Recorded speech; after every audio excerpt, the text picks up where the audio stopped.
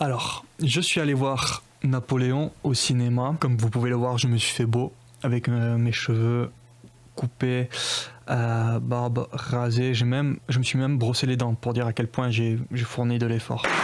Bon, Ridley Scott a un historique d'épique historique. Gladiateur, Kingdom of Heaven, le Royaume des cieux, je crois, en français. Mais ces derniers épiques ne sont pas aussi bons et je me demande pourquoi. Au passage, j'ai bien aimé le dernier duel. Je crois pas que beaucoup de gens l'aient vu. Ceux qui l'ont vu, le film sur Moïse, c'était un peu chiant parce qu'il n'y avait pas assez de bataille, il n'y avait pas assez de combats. Dans celui-là, dans Napoléon, il y a du combat, franchement, il y a des bonnes scènes de bataille, de guerre, avec de la bonne stratégie. Et pourtant, le film, je l'ai trouvé assez moyen.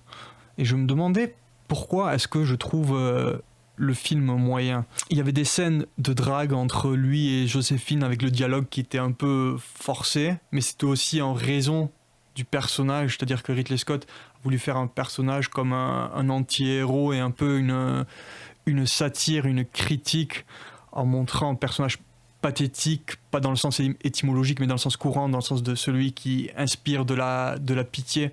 Et donc il y avait beaucoup de critiques, et certainement c'était un anti-héros. Et si cette relation avec Joséphine, elle est intéressante, parce que ça aussi, un peu entre...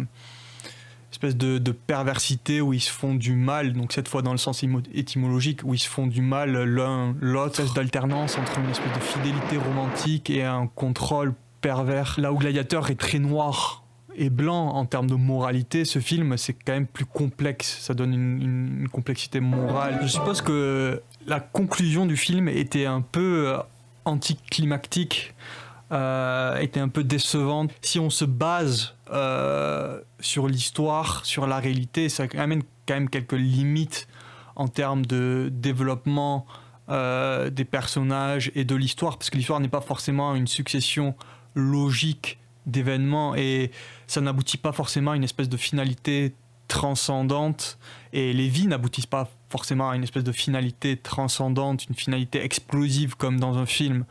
Et quand Napoléon meurt dans ce film, il meurt, c'est assez soudain et ça paraît un peu laisser une fin de film qui est pas très significative. You are a loser. You fucking loser. À la fin du film, je me suis demandé pourquoi est-ce que Ridley Scott a fait ce film, ce qui est un peu une question ridicule, parce que bon, pourquoi est-ce qu'il a fait Gladiateur? Pourquoi est-ce qu'il a fait Le Royaume des cieux? Je veux dire, Le Royaume des cieux, c'est une espèce c'est le profil d'une ville, une mosaïque de regard pour le profil d'une ville, même si dans la version courte c'est amené plus facilement en se concentrant sur un personnage principal. Bon là, Napoléon, c'est le profil d'un homme qui a impacté l'histoire, d'un homme historique, donc pourquoi pas? Si les scènes de guerre étaient bonnes, il y a des moments forts entre Joséphine et Napoléon, il y a des moments historiques qui sont intéressants. Le film ne m'a pas vraiment marqué. Je me demande pourquoi.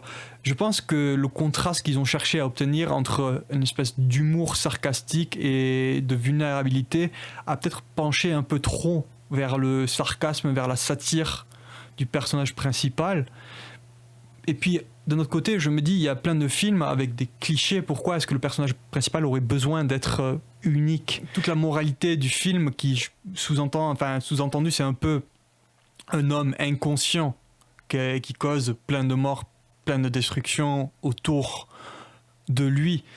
Et peut-être que c'est la critique justement de ça, de faire une satire du personnage principal continuel, qui fait que le film n'arrive pas forcément à marquer. Si je devais donner une note sur 10, je lui donnerais genre un 6.5. Je veux dire, le film pour moi a été assez distrayant. C'est juste que ça manque un peu d'impact. C'est un peu insipide. Moi, je me demande si le fait que le personnage principal manque de grandeur fait que le film est moins grandiose.